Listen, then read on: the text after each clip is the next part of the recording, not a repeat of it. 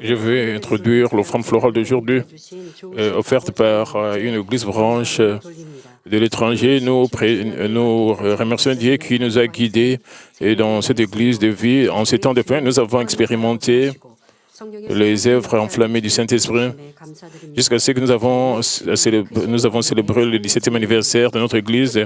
Nous sommes témoins de la grande puissance de Dieu. Nous allons imiter l'Église primitive et nous allons montrer l'obéissance et des prières ferventes. Nous allons nous débarrasser de notre moi et nous aspirons à entrer dans la Nouvelle Jérusalem avec notre pasteur principal. Avec gratitude, nous avons offert cette offrande florale. Thank you. Et chers frères et sœurs, aujourd'hui est la suite du sermon de la semaine passée, qui est la deuxième session de la série des sermons Devenir un grain de blé mourant. Au cours de la première session, nous avons vu comment Jésus est devenu un grain de blé mourant et la récolte de fruits abondants qui en est résulté. Nous avons également examiné la foi spirituelle selon laquelle plus nous mourons par la chair, plus nous vivons par l'esprit. Nous devons donc mourir par la chair pour vivre par l'esprit et porter du fruit spirituel. La semaine passée, j'ai mentionné que le premier domaine qui doit mourir est l'ego ou le moi. Aujourd'hui, nous continuerons à nous concentrer sur 1 Corinthiens chapitre 15, versets 42 à 44, et à parler en détail de la façon de nous briser. 1 Corinthiens 15, 42 à 44 montre clairement comment nous devenons une personne spirituelle lorsque notre chair meurt. Et il est dit dans la Bible, ainsi est-il de la résurrection des morts, le corps est sémé corruptible, il ressuscite incorruptible, il est sémé méprisable, il ressuscite glorieux, il est sémé infirme, il ressuscite plein de force, il est sémé corps animal, il ressuscite un corps spirituel. S'il y a un corps animal, il y a aussi un corps spirituel. Premièrement, que signifie l'expression résurrection des morts? Ceux qui acceptent le Seigneur et reçoivent le Saint-Esprit verront l'Esprit, auparavant mort à cause du péché originel d'Adam, ressuscité. Quant à ces personnes, même si leur chair meurt, leur esprit et leur âme restent en vie. C'est pourquoi on les appelle endormis et non morts. Une fois que nous acceptons le Seigneur, et les gens qui acceptent le Seigneur meurent, et on ne les appelle pas morts, on dit qu'ils sont endormis. Pourquoi? Parce que leur esprit ne meurt jamais. Et leur esprit a été ranimé. Et qu'en est-il des gens qui n'ont pas accepté le Seigneur? Et ils meurent sans que leur esprit soit ranimé.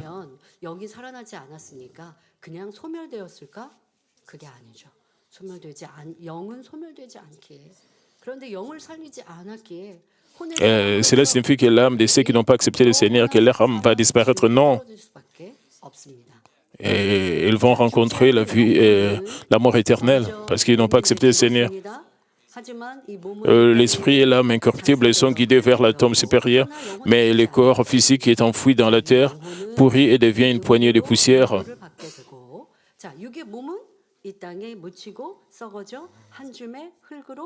Et quand leur corps est enterré sur cette terre, et cela devient une poignée de poussière, le corps de mort semble redevenir une poignée de poussière, mais lorsque le Seigneur revient, le corps corruptible ressuscite en un corps spirituel. À mesure que le corps se combine avec l'esprit et l'âme, descendant avec le Seigneur dans les airs, il devient un corps parfait et ressuscité. C'est ce qu'on appelle la résurrection des morts. Nous avons parlé de cela pendant la Pâque. Juste comme le corps physique semble mourir et pourrir, mais est ressuscité un corps spirituel, pour que la résurrection ait lieu, il est important de croire que nous pouvons récolter l'incorruptible lorsque nous sémons le corruptible. Alors, comment il y a des choses que nous devons rejeter, abandonner comme chrétiens? Oui, c'est vrai. Nous devons abandonner beaucoup de choses pour le Seigneur.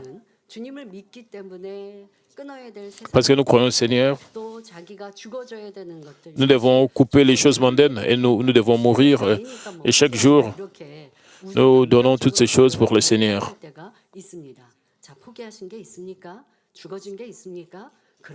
Nous devons abandonner toutes ces choses, nous allons mourir chaque jour. Et nous allons gagner plus de choses précieuses et plus bien, même si nous devons mourir chaque jour, mais notre esprit va être ranimé.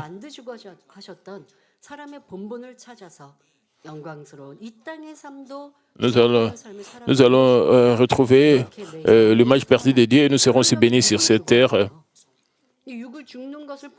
Pour que cela puisse arriver, nous devons faire mourir notre chair. Parce que nous hésitons de faire mourir notre chair, nous nous accrochons aux choses inutiles, aux choses mondaines. Parce que nous ne rejetons pas toutes ces choses mondaines. Et les gens, parce qu'ils se rejettent toutes ces choses mondaines, ils n'auront pas plaisir de vivre sur ce monde. Les gens qui vont dans des montagnes, dans des rivières et visitent des rivières, ils pensent que c'est la source de leur joie. Ils pensent que s'ils viennent à l'église, ils n'auront pas de joie, ils n'auront pas plaisir. Ils pensent comme cela. Ils savent que s'ils viennent à l'église, ils doivent vivre dans la lumière. Alors ce sera très pénible pour eux de vivre comme cela. Et ils pensent qu'il n'y aura pas de plaisir. Mais si nous abandonnons toutes ces choses et nous faisons mourir notre chair et nous prenons les choses précieuses, nous devons vraiment nous mourir complètement. Alors comment pouvons-nous devenir une personne qui sème le corruptible devant Dieu? Premièrement, nous devons s'aimer des pensées charnelles et récolter des pensées spirituelles. Romains 8, 6 à 7 dit, « Et l'affection de la chair, c'est la mort, tandis que l'affection de l'esprit, c'est la vie et la paix, car l'affection de la chair est inimitié contre Dieu, parce qu'elle ne se soumet pas à la loi de Dieu et qu'elle ne le paie même pas. Le pensée charnel tue la vie en jugeant et en condamnant les autres, en haïssant et en étant jaloux. Cela conduit finalement à la mort. » Et comme je l'expliquais pendant la fête de Pâques, j'ai expliqué au sujet de pensée charnelle. Cela nous empêche de nous soumettre à Dieu, d'obéir à Dieu. Nous parlons de cela avec beaucoup plus de pensée charnelle dans notre vie de chaque jour. Nous devons réaliser combien ces pensées charnelles sont celles. Pourquoi nous devons nous accrocher à de telles pensées charnelles? Les amis de Job et ses amis insistaient qu'ils avaient raison et Job insistait qu'il avait toujours raison. Et il disait que même s'il était juste, que Dieu était en train de compliquer sa vie. Il avait des pensées charnelles.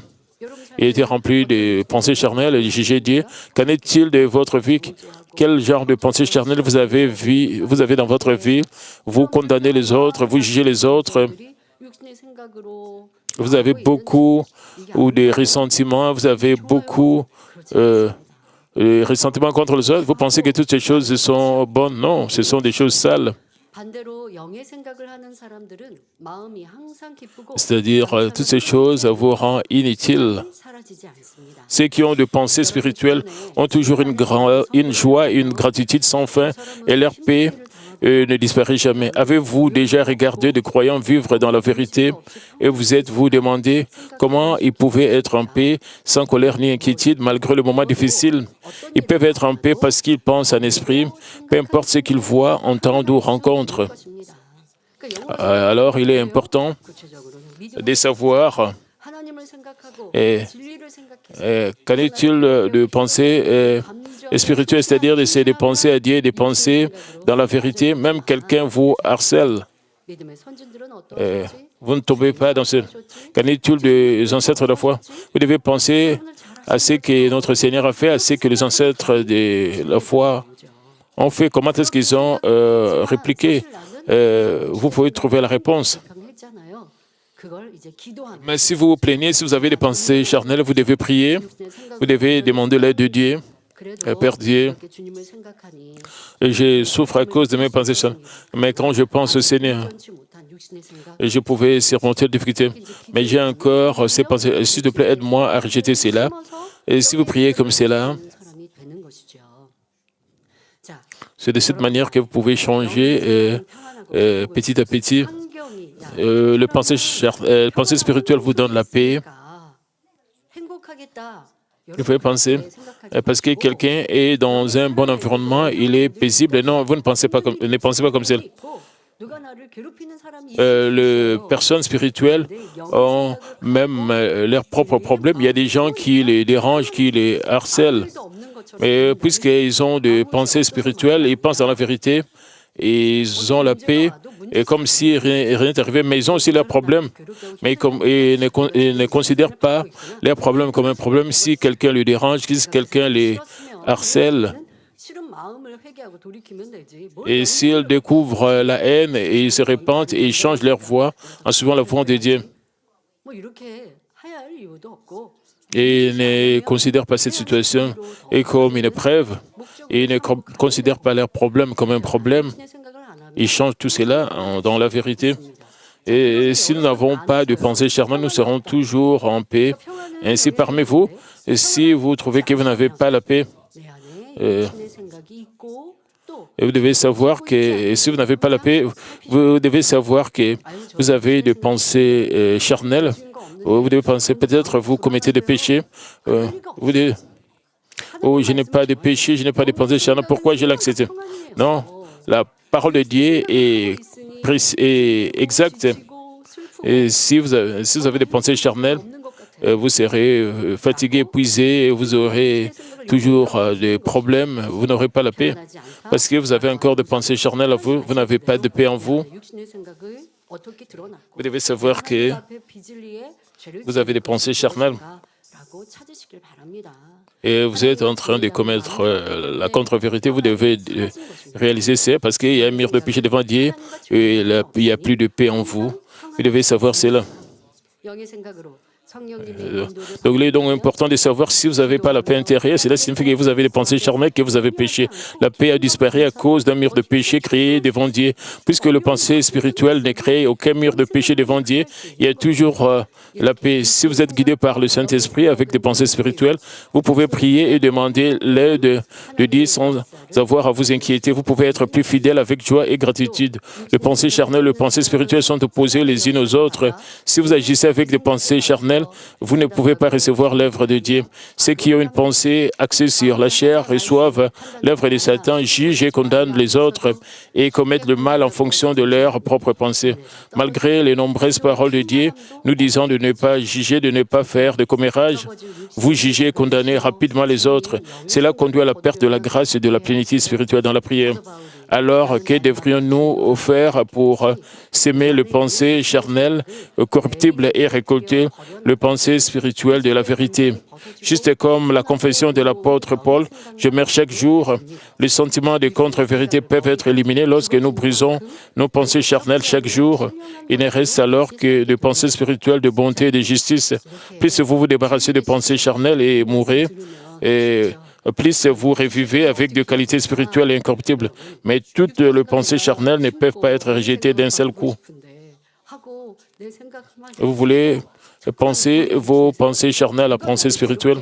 Même si vous essayez, vous continuez à avoir des pensées charnelles. Et disons que quelqu'un a fait des commérages contre vous et les pensées charnelles vous font passer.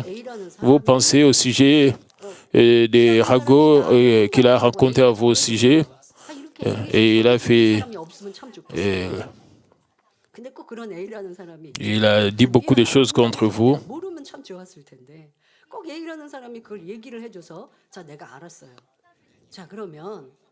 Et déjà, vous avez trouvé qu'il y a quelqu'un qui a dit des choses contre vous. Si vous avez des pensées spirituelles, qu'est-ce que vous allez penser? Et cela peut être vrai. Vous essayez de ne pas accepter le fait. Si vous avez des pensées spirituelles, même si vous entendez cela, vous ne gardez pas cela dans votre cœur. Vous ne continuez pas à penser au sujet des commérages que vous avez entendus. Et qu'en est-il de ceux qui ont des pensées charnelles? Vous continuez à penser des commérages que vous avez entendus.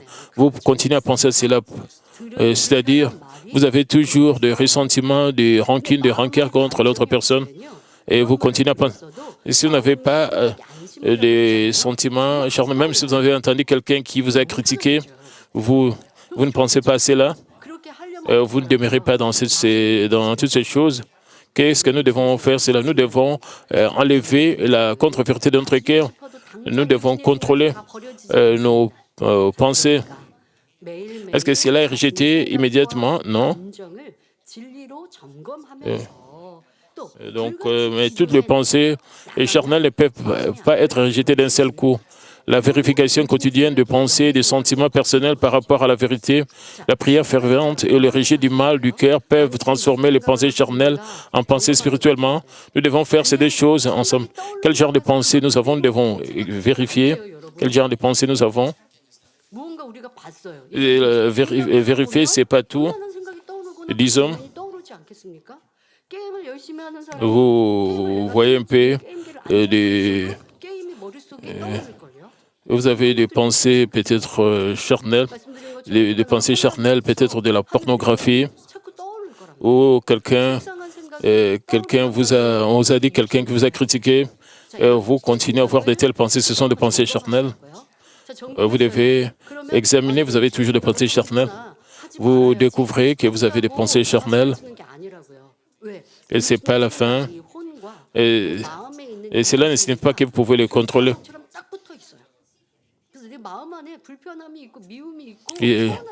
C'est-à-dire, le pensée charnel et la contre-vérité qui est dans votre cœur, c'est comme un aimant. Vous avez maintenant le ressentiment dans votre cœur, vous avez les rancunes de rancœur, et Satan contrôle votre pensée, votre âme, et quand vous mélangez tout cela, et quand vous entendez que les gens vous ont critiqué, alors vous devenez triste parce que vous avez le ressentiment de votre cœur. Et c'est pour cela que vous avez toujours des sentiments, des rancunes, des rancœurs.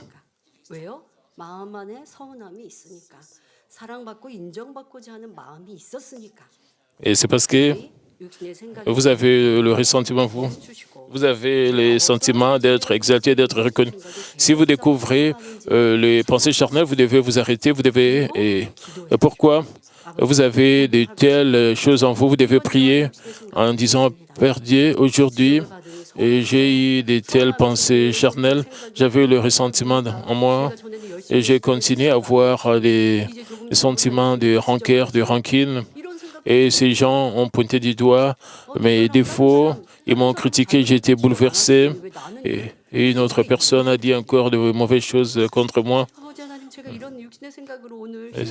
Ce sont des pensées charnelles perdues et j'ai beaucoup souffert à cause de ces pensées charnelles. Et j'ai des ressentiments. Aide-moi à me débarrasser de cela. Quand vous priez comme cela, le Saint-Esprit va vous inspirer, va vous aider. Et vous allez réaliser, vous avez ces sentiments parce que vous avez des contre-vérités en vous. Et c'est pour ça que vous avez ces pensées charnelles. Vous devez vous-même mourir spirituellement. Si vous priez sincèrement, vous allez rejeter la contre-vérité, alors vous allez contrôler vos pensées charnelles. Si vous dites que je n'aurai pas de pensées charnelles, cela ne va pas s'arrêter, ce n'est pas comme cela. C'est pour cela que vous devez vraiment enlever la contre-vérité en vous. Vous devez découvrir cela par la prière avec des efforts. Vous devez prier, faire des efforts. Alors vous pouvez couper ces pensées charnelles. Vous devez découvrir et examiner tout cela.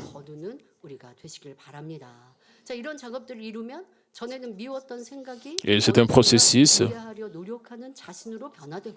Les pensées de haine du passé finissent par se transformer en pensées de compréhension. Vous pouvez réfléchir davantage avec le point de vue de l'autre personne et comprendre sa position. Et ce qui fait disparaître le sentiment inconfortable.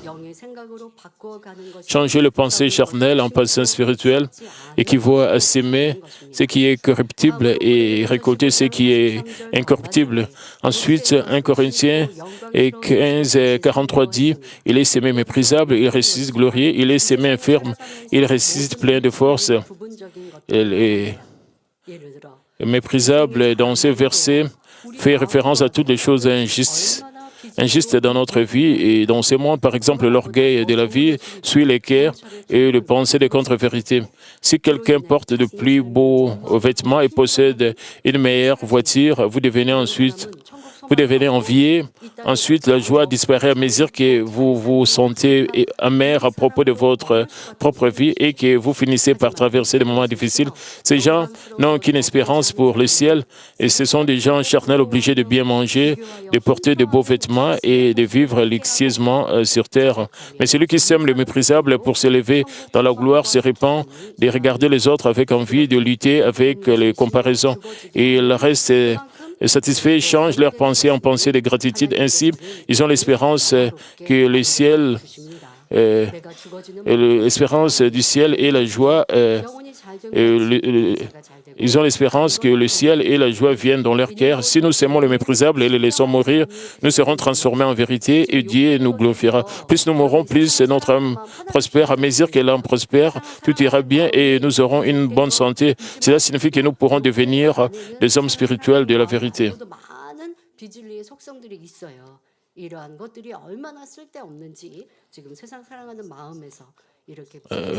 Vous devez comprendre combien toutes ces choses sont inutiles, ces pensées sont inutiles. Vous pouvez avoir beaucoup de ces choses dans votre cœur, mais si vous les chérissez, vous devez savoir que ces choses sont sales, ces pensées charnelles, parce que vous êtes formé de cette manière-là. Vous avez l'amour du monde, vous vous comparez avec les autres. Ces choses, c'est de cette manière que vous formez votre ego. Et vous avez toutes ces choses dans votre cœur, vous comparez aux autres, vous avez des ressentiments, vous avez le désir d'être reconnu, d'être exalté. Et toutes ces choses, c'est ce qu'on appelle l'ego ou le moi. Nous devons faire mourir notre ego, nous devons faire mourir notre moi pour changer. Et la dernière partie de 1 Corinthiens 15, 43 dit, « Il est semé infirme, mais il ressuscite plein de force. » Matthieu 18, 4 dit, « C'est pourquoi quiconque se rendra humble comme ces petits enfants sera le plus grand dans le royaume des cieux. » Matthieu 23, 11 dit, « Le plus grand parmi vous sera votre serviteur. » Une personne qui est humble cède ses sacrifices, comprend, pardonne et sert dans ce monde et est dépeinte comme faible et impuissante. Mais la vérité nous dit que nous pouvons vraiment devenir forts lorsque nous aimons ce genre de bonté, en nous humiliant, en nous abaissant, en servant et en recherchant la vérité. Nous pouvons avoir l'impression de perdre. Il peut sembler que personne au monde ne nous reconnaît, mais Dieu nous reconnaît. Dieu nous fait des éloges, nous aime, nous protège et nous élève à sa manière. Si vous obéissez à la parole de Dieu, vous vous humiliez et servez l'ennemi diable et s'en ira. Et vous serez prospère, vous serez toujours prospère. Alors s'il vous plaît, ne choisissez pas de pécher et de commettre le mal pour être reconnu et élevé dans ce monde, que vous puissiez marcher en tant que personne spirituelle qui se débarrasse de la chair et récolte l'esprit. Chers frères et sœurs en Christ, jusqu'à présent, nous avons examiné l'ego ou le moi qui doit mourir comme nous sommes enfants de Dieu. Alors, dans quel autre domaine devons-nous mourir? Deuxièmement, nous devons mourir dans nos familles. Dans la plupart des cas, l'évangélisation familiale se produit progressivement une fois que les membres de la famille commencent à venir à l'Église.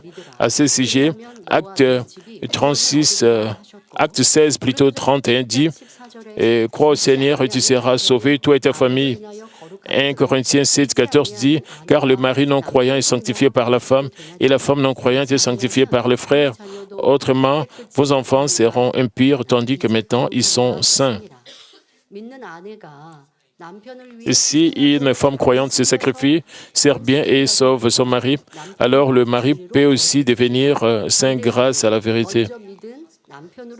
Si le mari croit en premier, il peut aussi aider sa femme à atteindre le salut. Lorsque les parents deviennent saints, les enfants le deviennent aussi car ils sont nourris dans la vérité du Seigneur. Mais si oui ou non, ces paroles deviennent vraies, dépend de la personne qui, la première, a accepté le Seigneur et l'Évangile. Cela dépend si elle meurt ou non dans sa famille. C'est-à-dire, cette personne meurt spirituellement. Vous avez reçu le salut le premier. Vous essayez de partager l'Évangile avec le membre de votre famille. Vous ne pouvez pas les évangéliser immédiatement. La première chose que vous devez faire, comme membre de cette famille, vous devez mourir spirituellement dans votre famille. Alors, vous pouvez évangéliser les membres de votre famille, toute la famille. En d'autres termes, la personne qui évangélise doit être quelqu'un de confiance dans sa propre famille. Parmi vous, vous demandez ma prière pour l'évangile de votre prière. Vous devez garder ces esprits. Recevoir la prière n'est pas tout, juste prier. Vous devez vivre selon votre prière. Alors, vous pouvez demander à Dieu pour l'évangile de votre famille et espérer ouvrir la porte de leur cœur. Vous devez premièrement devenir la lumière et en termes, vous devez le convaincre. Vous devez être digne de confiance dans votre famille pour que les autres... Et la famille est celle qui est la plus proche de vous. Ce sont eux qui vous connaissent le mieux. Si vous allez à l'église et prêchez simplement l'évangile sans changer votre comportement, on ne peut pas faire confiance à vos paroles.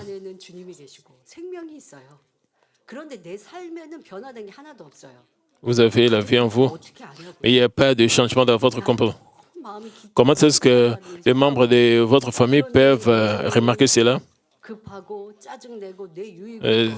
Et si vous avez la joie du ciel, mais vous recherchez encore votre propre intérêt, vous êtes encore anxieux.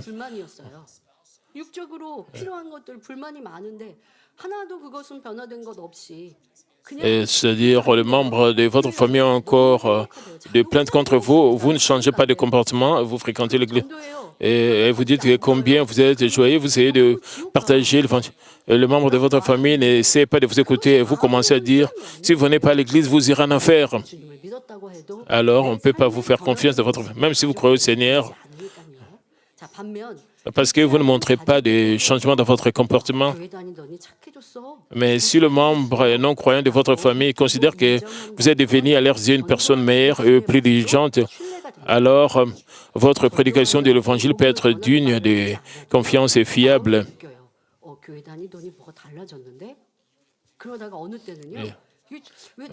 Il peut penser, il est maintenant différent, il a changé depuis qu'il fréquente l'Église. Parce qu'il va à l'église, il a complètement changé. J'ai entendu un témoignage et une personne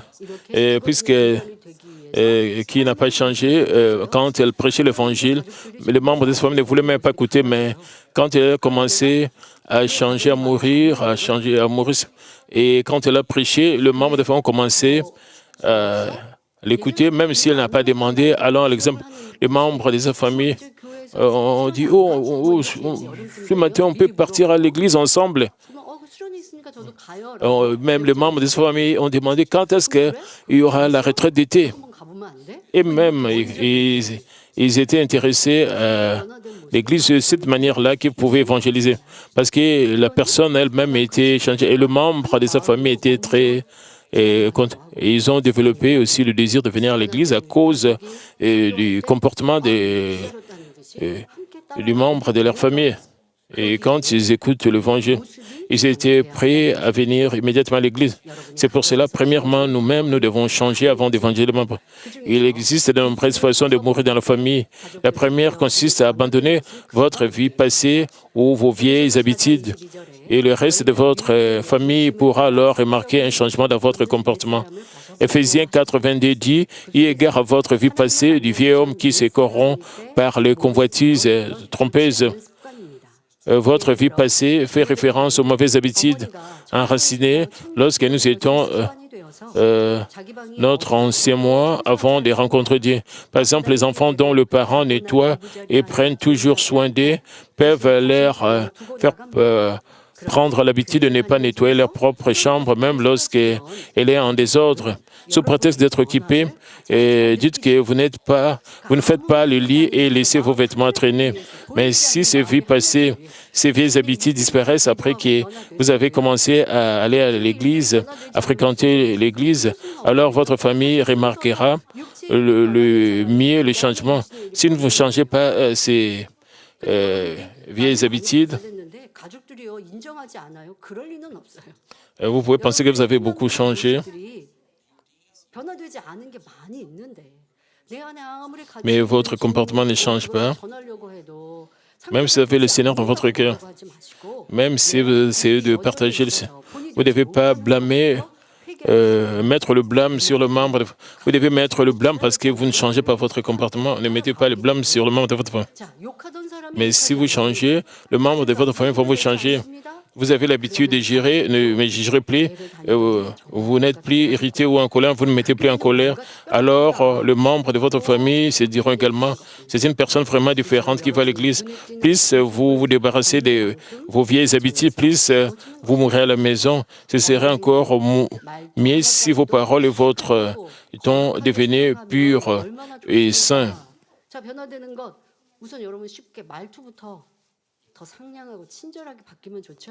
Vous devez premièrement examiner votre ton. Vous devez parler. Ce serait mieux d'entendre un ton affectueux de maman au lieu de dire maman.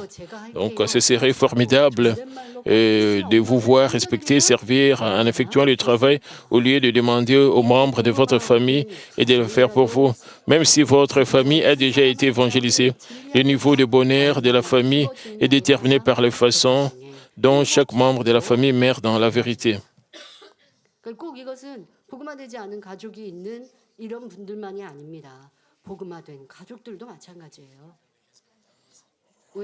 Même si votre famille a déjà été évangélisée, c'est la même chose.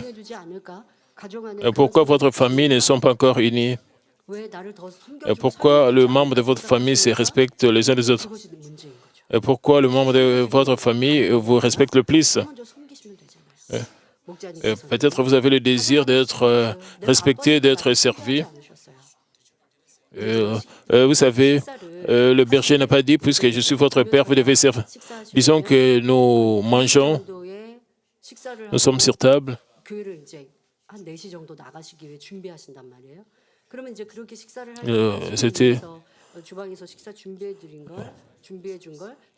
C'était 14 heures avant le déjeuner. À 14 heures, il doit quitter. À 16 heures pour la veille de vendredi. Nous avons préparé nous amenons une petite table dans sa chambre.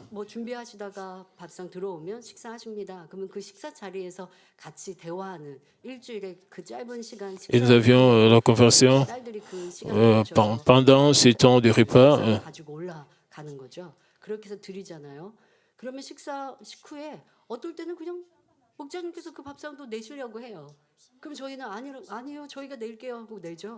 Parfois, le berger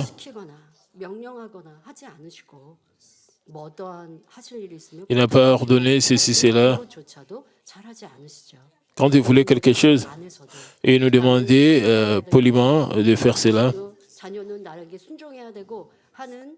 Il ne voulait pas être servi, être respecté, parce qu'il était notre père, il ne voulait pas cela.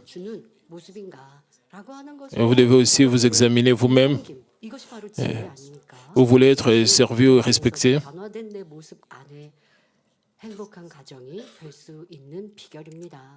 Vous devez montrer de l'humilité.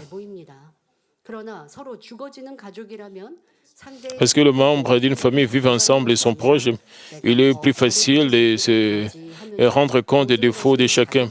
Mais dans une famille où chaque membre est occupé à mourir, ils rejettent tout sur eux-mêmes et sur le manque de service au lieu de blâmer les autres. Et quelle famille paisible auriez-vous si vous considériez tout comme étant votre propre faute plutôt que celle des autres membres et si vous aimez servir plutôt que d'être servi? Il est important de se rappeler que la parole de Dieu est vraie. Plus vous mourrez, plus vous porterez des fruits. Et c'est vraiment...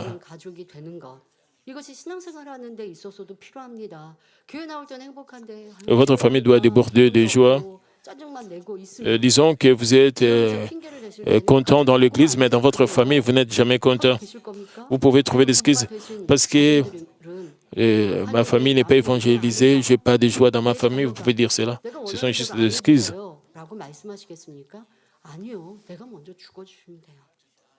Vous devez premièrement mourir dans votre famille, mourir spirituellement dans votre famille. Parce que vous ne montrez pas un très bon exemple. Vos parents, vos membres de famille ne peuvent pas accepter. Vous devez trouver la solution dans la vérité.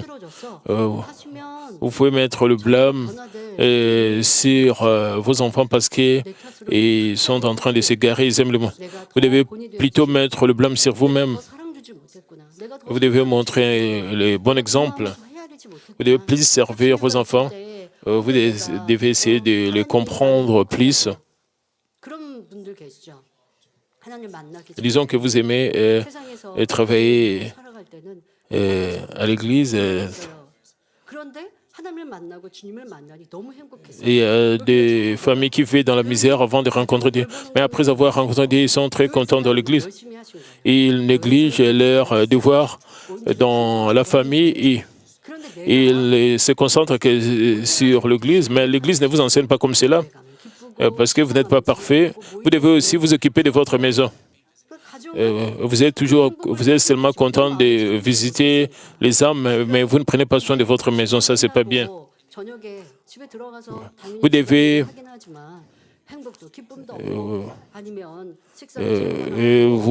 vous rendez visite aux âmes et vous ne faites rien à la maison. Et quand vous rentrez à la maison, vous n'avez plus de joie. Et même quand vous préparez les repas, vous le faites sans joie parce que vous êtes fatigué, vous avez visité et vous ne faites rien parce que vous êtes fatigué et vous ne vous occupez pas de ce que les autres membres de famille font.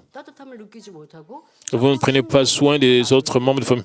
Alors, vos membres de famille ne peuvent pas sentir votre chaleur, alors vos enfants vont sortir et s'égarer et avec d'autres amis. On va blâmer qui? On ne doit pas blâmer vos enfants, on doit mettre le blâme sur vous. Les étudiants, vous ne devez pas dire « ils parlent au sujet de mes parents, mes parents doivent réaliser ». Vos étudiants, vous devez bien faire votre devoir, vous devez aussi vous mettre à la place de vos parents, vous devez aussi faire votre devoir. Vous devez aussi bien vous comporter en tant qu'enfant. Quand vos parents font tout cela, l'œuvre de Dieu, ils font tout cela pour vous quand vos parents visitent les membres, les étudiants. Vous devez aussi vous examiner. Peut-être vous aviez des plaintes contre vos parents. Chaque membre de la famille doit s'examiner et mettre le blâme sur lui-même. La chose importante est que dans votre relation, vous ne devez pas vous attendre que les autres font ceci, cela. Vous ne devez pas attendre que votre mari fasse ceci, cela. Vous ne devez pas vous attendre que votre femme fasse ceci, cela. Vous ne devez pas vous plaindre. Chacun doit faire son travail et mettre le blâme sur lui-même.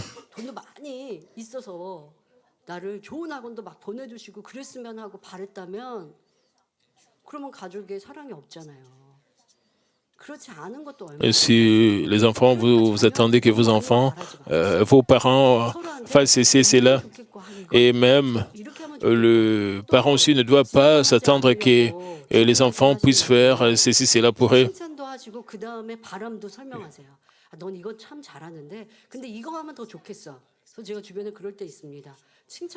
Et quand ils expriment leurs attentes vis-à-vis de leurs enfants, c'est mieux si les parents félicitent les enfants. Et quand ils félicitent et ils expriment leurs attentes vis-à-vis de leurs enfants, quand ils les félicitent, ils ajoutent encore quelque chose. Et bien sûr, le parent souhaite que les enfants prospèrent, mais premièrement, les parents doivent changer pour montrer le bon exemple. En relation avec vos frères dans la foi, vous pouvez aussi, ou vous voulez aussi que je puisse vous traiter avec un grand cœur. J'espère que vous priez pour cela. Mais si vous espérez que je puisse être comme le berger, que je puisse vous en...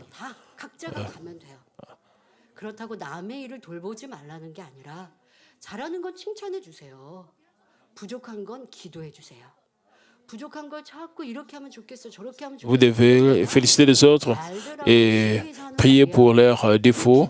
Vous devez prier pour les défauts des autres, pour que les autres changent.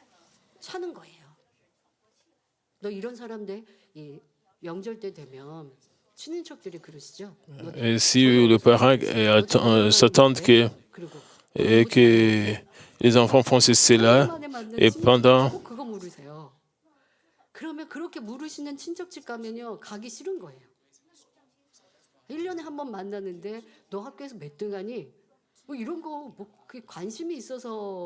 Quand il y a des réunions de famille, on pose des questions aux petits-enfants. Est-ce que tu travailles bien à l'école? Alors, les enfants ne veulent pas aller dans des réunions de famille parce qu'ils ne veulent pas écouter de telles questions, surtout quand ils... Et s'ils n'étudient pas bien à l'école, ne veulent pas écouter de telles questions.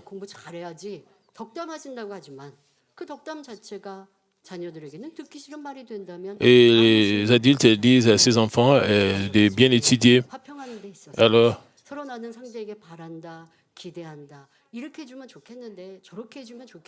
ces enfants n'aiment pas écouter de tels conseils, ils détestent cela parce qu'ils n'étudient pas bien, alors ils n'aiment pas aller dans de telles réunions.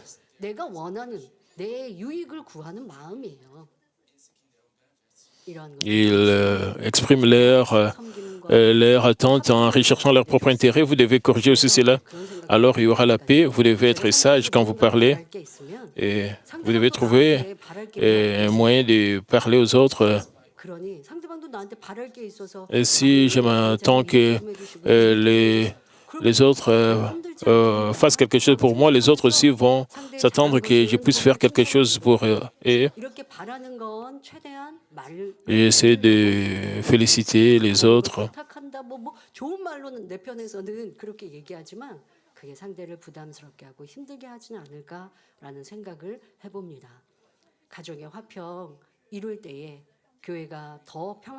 Quand nous essayons de voir la paix dans notre famille, ce serait facile pour nous d'évangéliser notre famille. Nous devons rechercher la paix dans nos familles.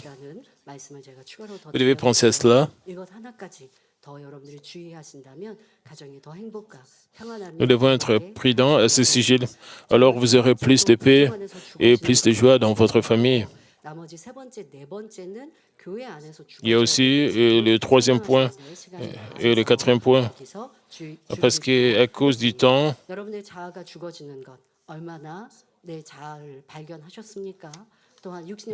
qu'en est-il de mourir spirituellement dans votre vie? Comment est-ce que vous découvrez vos pensées charnelles? Et si nous continuons à faire mourir notre ego, notre moi, vous pensez que je n'ai pas de fierté, même si cela semble que nous devons comprendre les principes spirituels, que nous devons de plus en plus faire mourir notre moi. Prions tous concernant ces messages. Père éternel, merci pour ces messages combien importants. Permets que nous puissions nous débarrasser de tout ce qui est pensée charnelle. Permets que nous puissions vraiment faire mourir notre moi, que nous puissions nous débarrasser de tout ce qui est contre-vérité, que nous puissions tout voir selon ta parole. Père, aide-nous à changer complètement. Permets que nous puissions pas mettre le blâme sur les autres, mais que nous puissions mettre le blâme pour nous-mêmes, sur nous-mêmes, pour que nous puissions changer et que nous puissions être la lumière pour les autres. Nom du Seigneur Jésus-Christ. Amen.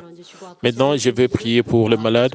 Posez vos mains sur vos parties malades. Si vous n'êtes pas malade, posez votre main sur votre cœur. Recevez cette prière pour le désir de votre cœur. Père Dieu d'amour, s'il te plaît, pose ta main sur tout le courant qui reçoit cette prière. S'il te plaît, et Père, fortifie-les. Fortifie chaque partie de leur corps. Consume toutes sortes de maladies avec le feu du Saint-Esprit. S'il te plaît, pose ta main sur eux. S'il te plaît, et Père, purifie-les de toutes sortes de maladies et de germes. S'il te plaît, fortifie-les. S'il te plaît, garde-les et protège-les pour qu'aucune maladie ne puisse les infiltrer. Protège-les avec le feu du Saint-Esprit pour toutes sortes de maladies qu'ils ont. Et Père, il n'y a pas de problème avec toi, tu peux guérir, le guérir, Père, permet, aide-les à détruire le mur de péché, Père, fortifie leur faiblesse, Père, remplis-les avec la plénitude du Saint-Esprit du pied jusqu'à la tête, Père, fortifie leurs parties faibles, Père, guéris leurs os fracturés, donne une nouvelle force à tes enfants, protège nos membres âgés pour qu'ils ne puissent pas tomber, protège-les avec le feu du Saint-Esprit, s'il te plaît, protège-les avec par tes anges qui ne puissent pas se blesser. Père, soit avec toute la famille, qui ait la paix dans toute la famille, que les étudiants puissent bien faire leurs devoirs, qu'ils puissent pas s'allier d'amitié avec le monde, qu'ils puissent bien accomplir leurs tâches. S'il te plaît, protège nos affaires, nos lieux de travail, et permet que nous soyons la tête de nos affaires, Père. Père, réponds à leurs prières et à leurs pétitions. Père, protège-les, permet qu'ils puissent prier avec ferveur pendant la semaine. Et Père, permet qu'ils puissent rejeter tout ce qui est amour du monde et remplir leur cœur avec de pensées spirituelles et avec l'espoir de la Nouvelle Jérusalem. Merci, j'ainsi prie au nom de notre Seigneur Jésus-Christ. Amen.